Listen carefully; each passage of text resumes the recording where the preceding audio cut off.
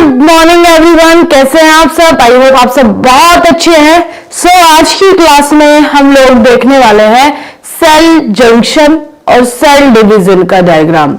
तो जल्दी से सभी स्टूडेंट्स क्लास को ज्वाइन कर लेंगे, फिर हम क्लास को शुरू करते हैं।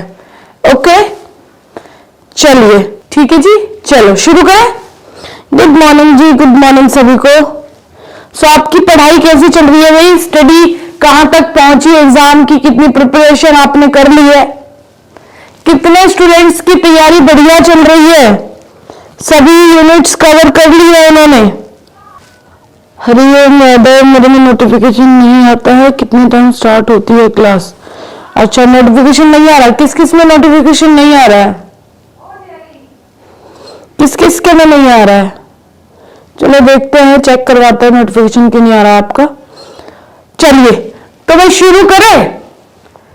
अब हम इंपॉर्टेंट क्लासेस की दो मेन टॉपिक कवर करने जा रहे हैं। हम डायग्राम्स की बात कर रहे हैं, डायग्राम्स को समझ रहे हैं। आज सेल आप पढ़ चुके हो, काफी सारे ही मोस्टली टॉपिक जो बहुत ही ज्यादा इंपॉर्टेंट है, जिनमें से एक भी टॉपिक को छोड़ा नहीं जा सकता है, वो सब आपने कवर कर लिए है ना। तो ये दोनों भी इंपॉर्टेंट है, ये भी पूछ लिए जाते हैं। Cell division and cell junction, ये दोनों भी पूछे जाएंगे। तो हमें तो ये भी आने चाहिए कि नहीं? हाँ जी, बिल्कुल आने चाहिए। तो सबसे हम पहले बात करेंगे सेल डिवीजन की। सेल डिवीजन क्या होता है?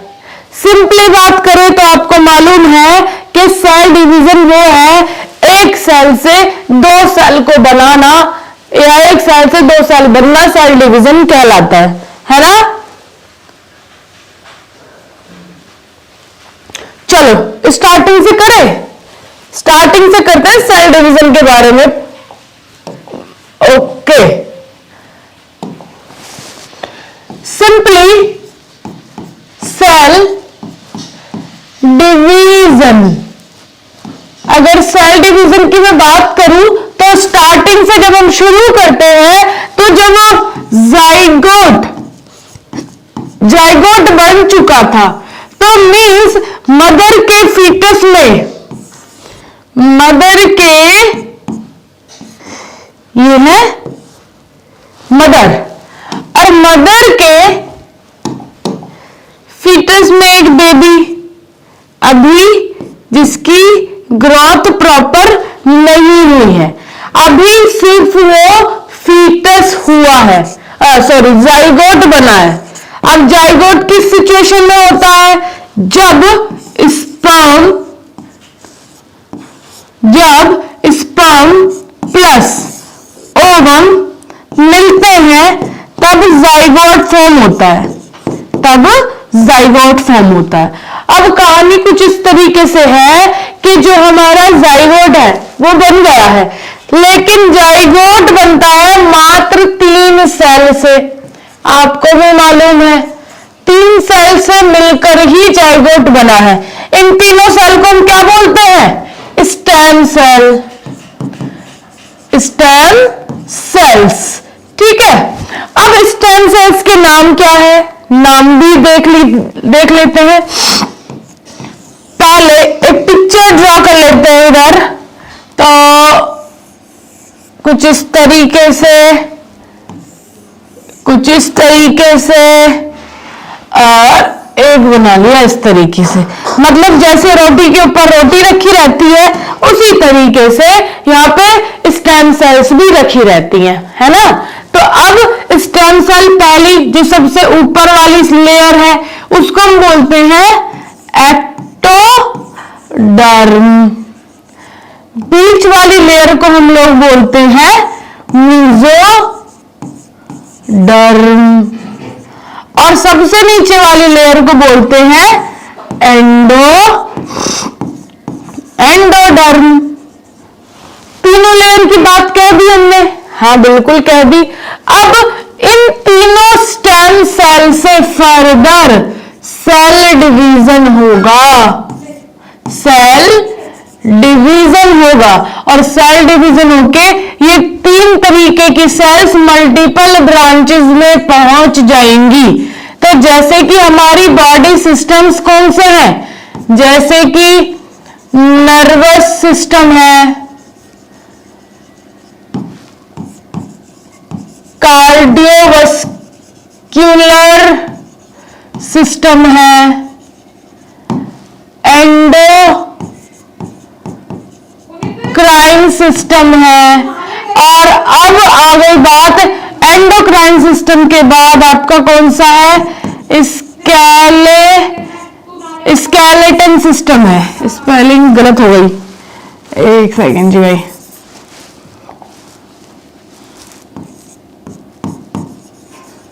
स्केलेटन सिस्टम है, हाँ जी स्केलेटन सिस्टम है। और आपका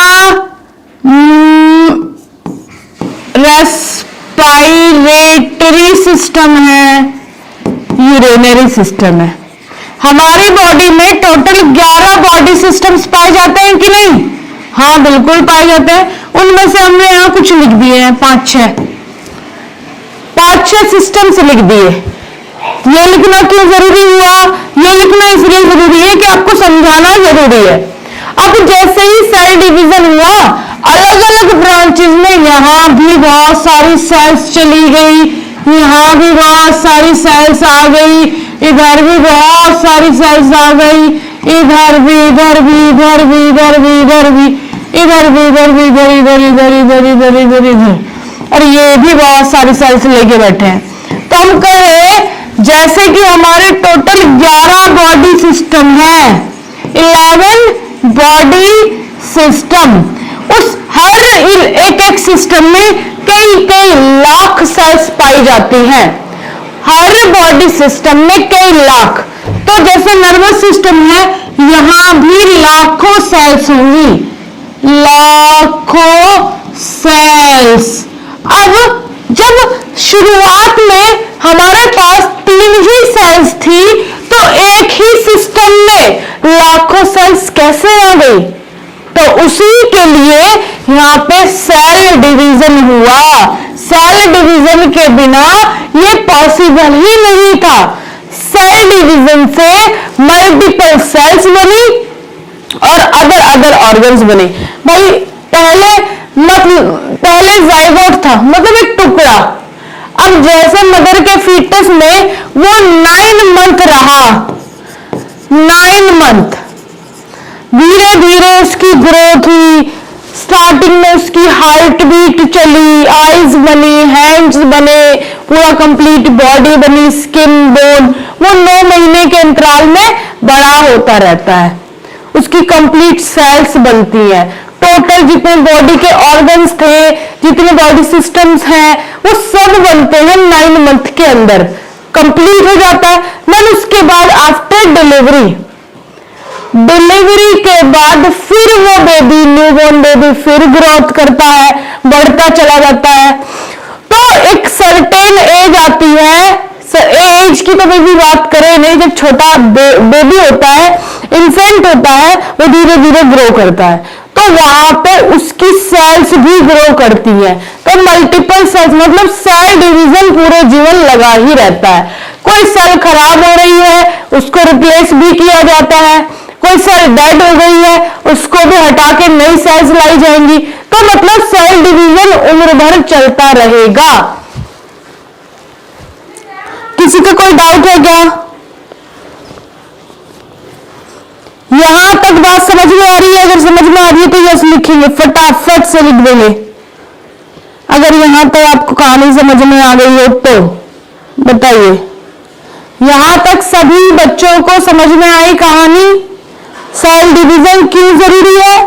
सेल डिवीजन हमारी बॉडी की ग्रोथ के लिए बहुत जरूरी है। यस,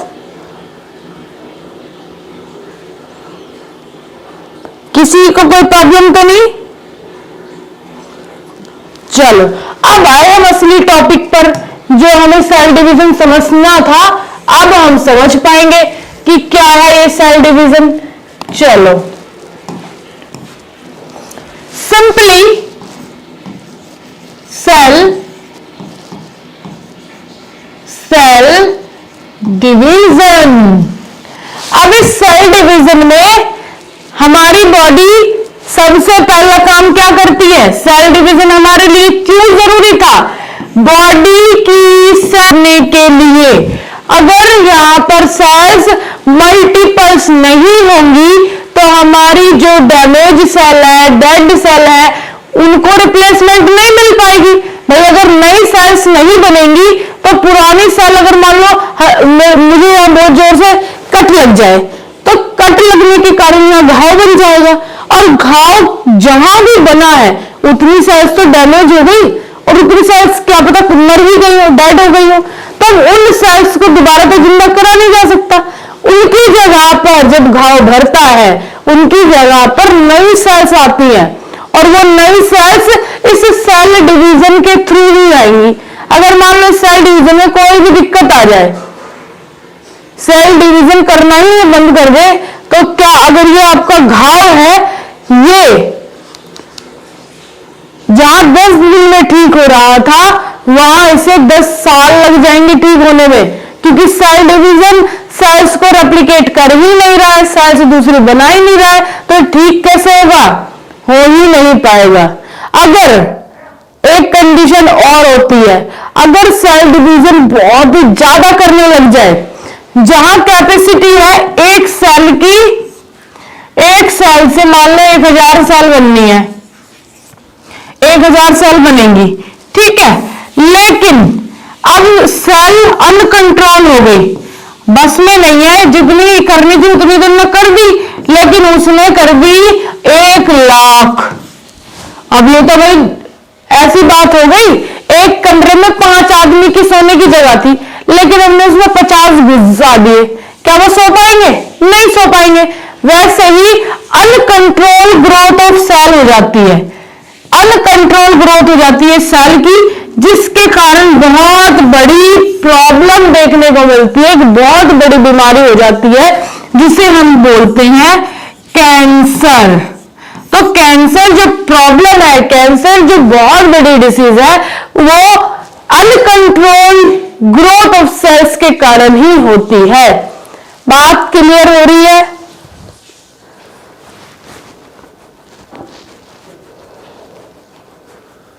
बताइए, बात समझ में आ रही है तो?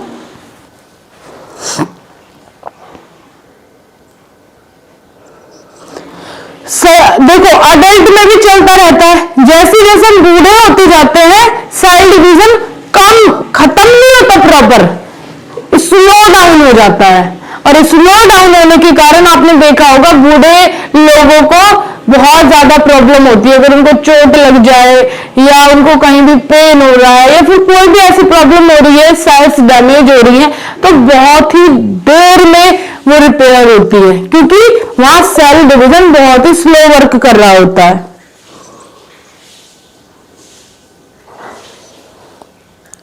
ठीक है जी, कोई दिक्कत किसी को, कोई परेशानी? तो अब हम ये सेल डिवीजन 2 प्रकार से कर सकते हैं, है ना? हाँ जी, बिल्कुल कर सकते हैं। तो एक सेकंड। तो सेल डिवीजन के 2 टाइप होते हैं, कौन कौन से? पहला टाइप है माइटोसिस प्रोसेस, और दूसरा टाइप है meiosis, meiosis cell division, meiosis division and mitosis. तो बेटा जी, जो माइटोसिस सेल डिवीजन होता है वो 98% सेल डिवीजन करता है, और जो मियोसिस है वो ओनली 2% सेल डिवीजन करता है। ठीक है, मियोसिस सिर्फ रिप्रोडक्शन के टाइम रेप्लिकेट करेगा, और होल बॉडी में आपकी आंख, नाक, हाथ, पैर, कान, मुंह जो भी बन रहा है वो माइटोसिस सेल डिवीजन के कारण ही बन रहा है। तो यहां होल बॉडी लिख सकते हो, एक्सेप्ट रिप्रोडक्शन। रिप्रोडक्शन को छोड़ के बॉडी के जो भी पार्ट्स हैं उसमें माइटोसिस सेल डिवीजन हो रहा है। समस्या किसी को कुछ? हाँ जी शिवानी गुप्ता, आप पूछिए, क्या क्वेश्चन है आपको, बताइए।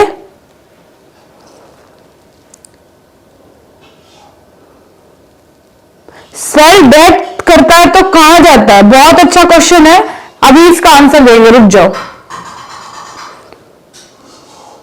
हाँ जी बिल्कुल, इसको सोमैटिक सेल भी कहते हैं। जब हमारी बहुत सारी सेल्स है, समझेंगे, ये हमारी सेल्स हैं, मल्टीपल सेल्स हैं, ठीक है। मान लो ये किसी के गाल की सेल्स हैं, ये सारी की सारी चिक सेल्स हैं।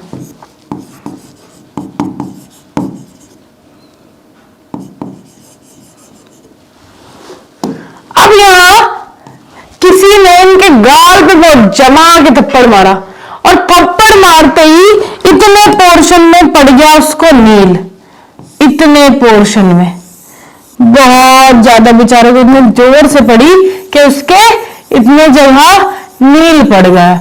और नील पड़ना मतलब यहां की सेल्स डैमेज हुई है या फिर बेचारी मर गई है, डैमेज हुई है या फिर मर गई है। और अगर आपने सेल के बारे में पढ़ा है, सेल के अंदर बहुत सारे ऑर्गेनेल्स पाए जाते हैं, सेल के अंदर बहुत सारे ऑर्गेनेल्स पाए जाते हैं।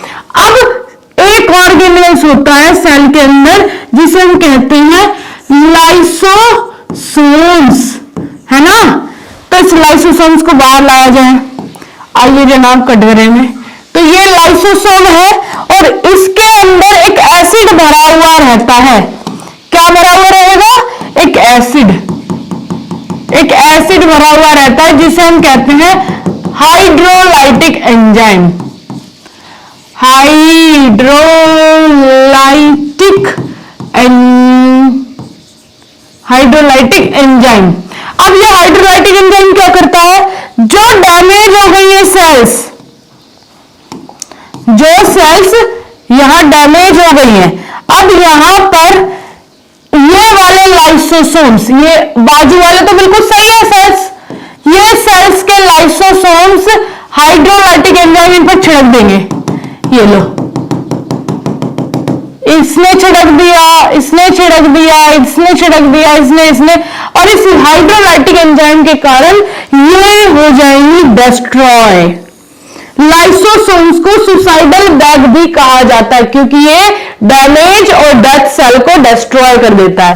अब जब यहां डिस्ट्रॉय हो जाएंगी चीजें, अब जो बिल्कुल अच्छी और स्वस्थ सेल्स हैं वो क्या करेंगी? वो रेप्लिकेट करना चालू कर देंगी। ये अच्छी सेल है, यहां सेल डिवीजन हो जाएगा, सेल डिवीजन, और सेल डिवीजन के कारण एक सेल और बनी, ऐसे ये सेल डिवीजन कर जाएगी, सेल बन गई, सेल बन गई दूसरी, नई सेल, नई सेल, सेल डिवीजन के कारण यहां पर नई सेल्स आ जाएंगी। भर गया घाव, उसी तरीके से जैसे धीरे धीरे ठीक हो जाती है, ऐसे यहां नई सेल्स आने के कारण आपका जो नील था वो रिपेयर हो जाता है ना। अगर ऐसा है बताइए, नर्वस सेल्स न्यूबॉर्न बेबी से अडल्ट तक सेम रहती है ये सब। इसका क्वेश्चन मुझे कल बताना पड़ेगा क्योंकि इसका आंसर मुझे नहीं पता है बेटा, और गलत जानकारी दूं ये बहुत गलत बात हो जाएगी, तो इसका आंसर हम कल बताएंगे। ओके, इतनी बात सबको समझ में आ गई ना? चलो आगे आओ, आगे आ जाओ, क्या कहानी चल रही है, हटाओ इसको। माइटोसिस सेल डिवीजन चल रहा था, तो आपने क्या करना है, अब माइटोसिस सेल डिवीजन में एक डायग्राम भी बनाना पड़ेगा। तो पहले माइटोसिस सेल डिवीजन के फेज पता होने चाहिए। तो 5 फेज होते हैं। पहला है इंटरफेज, दूसरा है प्रोफेज, तीसरा है मेटाफेज, चौथा है एनाफेज एंड फिफ्थ है टीलोफेज। ठीक है, सेम वहां कर लो। मियोसिस दो तरीके से चलती है, मियोसिस वन और मियोसिस टू। ओके जी, थोड़ा कम करें। और यहां पर क्या चलेगा, इंटरफेज 1, दूसरा है प्रोफेज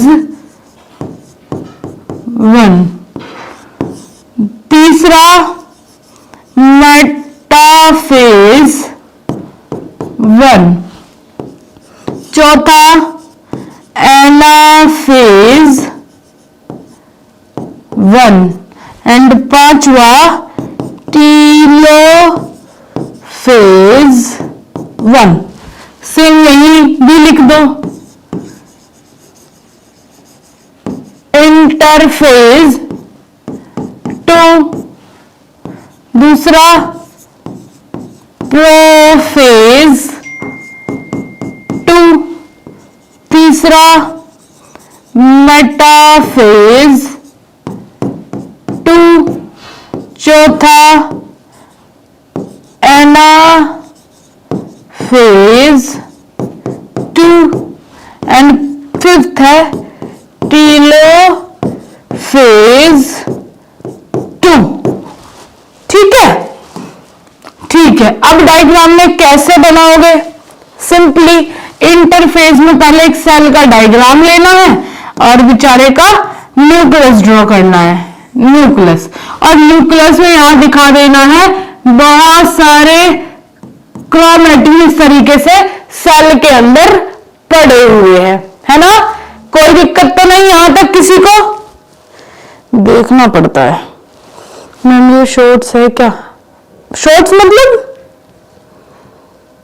हाँ बेटा एग्जाम, अब अगर कोई बच्चा क्रैश कोर्स में ज्वाइन किए हैं, ठीक है, अब आपके एग्जाम के मात्र 20 दिन रह रहे हैं मान लो, तो 20 दिन में डीप डीप पढ़ाएंगे क्या, ये बताओ। चलिए कर दो शुरू, इससे आगे बढ़िए हम, बढ़ू, चलो जी बढ़ते हैं भैया। अब आपने दूसरे डायग्राम में क्या बनाना है, एक सेल और बना लेनी है और उस सेल में जो न्यूक्लियस है वो न्यूक्लियस क्या कर रहा होगा, इसमें आपस में ये कंडेंस होके क्रोमोसोम्स बना लेंगे। तो यहां जो क्रोमोसोम्स है वो अपनी शेप ले लेंगे और क्रोमोसोम्स रेप्लिकेट होना चालू हो जाएंगे। क्रोमोसोम्स की स्ट्रक्चर कैसी होती है, ऐसी होती है। अब ये क्या करेंगे, एक और अपनी कार्बन कॉपी बनानी चालू कर देंगे। तो ये इस तरीके से एक और कार्बन कॉपी बना लेंगे। तो यहां पर ये पेयर में ऐसे क्रोमोसोम्स आ जाएंगे, क्रोमोसोम्स, ठीक है। तो यहां खुद की कार्बन कॉपी बना ली, ये लो, ये हो गए पेयर में। तो यहां पे इस तरीके से आप पेयर में शो कर दो, दिख तो रहा नहीं होगा छोटा छोटा सा, ऐसे यहां बनाना है, इसके अंदर, न्यूक्लियस के अंदर। समझ में आ गई बात।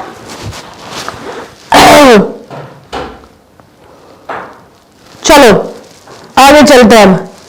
तो पहली कंडीशन इंटरफेस की, जहां पर आपका जो ये न्यूक्लियस है इसके अंदर जो क्रोमैटिन है वो क्या हो रहा है, कंडेंस हो रहा है। दूसरी कंडीशन में प्रोफेज में यहां पर क्रोमोसोम्स एक दूसरे के रेप्लिकेट करना चालू कर देंगे, एक दूसरे की कार्बन कॉपी बनाना चालू कर देंगे और इस तरीके से पेयरिंग में आ जाएंगे। अब आते हैं मेटाफेज में। तीसरी कंडीशन है मेटाफेज की, यहां पर क्या होगा, ये क्रोमोसोम्स अपना बंधन तोड़ देंगे, ये जो न्यूक्लियर मेम्ब्रेन है उससे बाहर आके ऐसे बाहर की तरफ आ जाएंगे, ये रहे, ये रहे, ये रहे। और जो आपके सेल में स्पिंडल फाइबर्स होता है, रेसिनुमा स्ट्रक्चर्स होती हैं, वो अपने अपने अपोजिट पोल पे आ जाएंगी, यहां पे और यहां पे एक दूसरे के अपोजिट पोल पे आ जाएंगी और इस तरीके से धागे निकालना चालू कर देगी। धागे बोल लो या कुछ और बोल लो, फाइबर्स बोल लो, बात सेम है। तो यहां पर मेटाफेज में इस तरीके से स्पिंडल फाइबर्स निकलने चालू हो गए और ये जो क्रोमोसोम्स है अपने एक डायरेक्शन में आ गए। ठीक है, अब आता है एनाफेज। एनाफेज में क्या होगा? एनाफेज में देखो, जो ये क्रोमोसोम्स थे वो एक दूसरे से अलग होने चालू हो जाएंगे, इस तरीके से अलग, क्योंकि स्पिंडल फाइबर्स इनसे जाके अटैच हो जाएंगे, तो ये इनको क्या कर देंगे? अलग कर देंगे एक दूसरे से। ये लो, बात क्लियर? तो यहां पर एनाफेज में इस तरीके से दोनों अलग हो गए, और टीलोफेज में यहां बीच में से सेल टूट जाएगी। किधर बनाए? इधर ही बनाओ, टीलोफेज। चलो अब देखो टीलोफेज में क्या हो रहा है।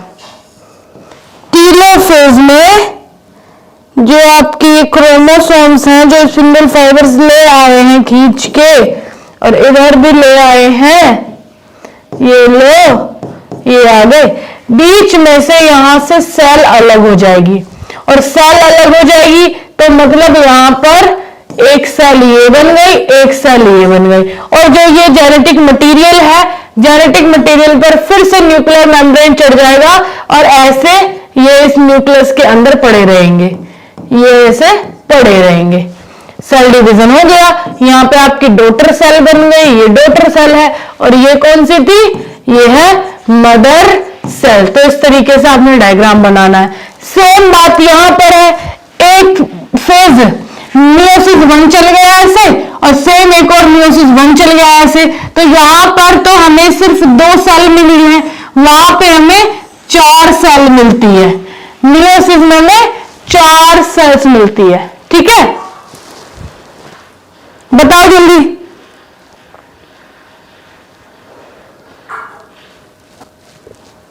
हाँ जी, सेंट्रोसोम से ही स्पिंडल फाइबर्स रिलीज होते हैं, जो आपके सेल के साइटोप्लाज्म में पाए जाते हैं।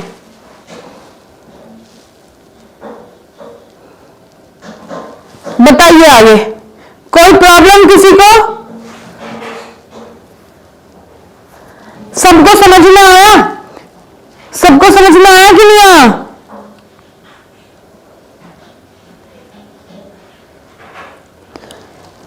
हाँ ना, कुछ तो जवाब दे दिया करो, है? साफ सुन जाता है सभी को।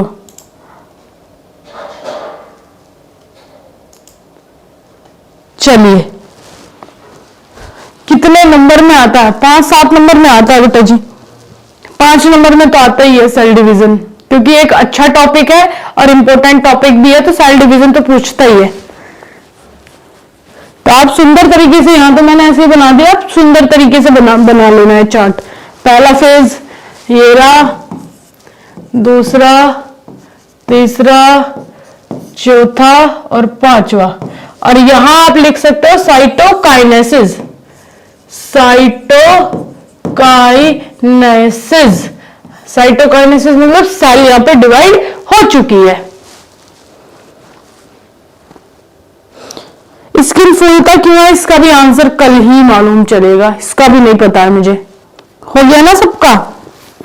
चलिए, सेल जंक्शन टॉपिक हम कल पढ़ेंगे, उसको भी थोड़ा सा डीप समझ लेंगे। ठीक है, चलिए, सो आज का लेक्चर करते हैं यहीं पे खत्म। मिलते हैं अपने नेक्स्ट लेक्चर में।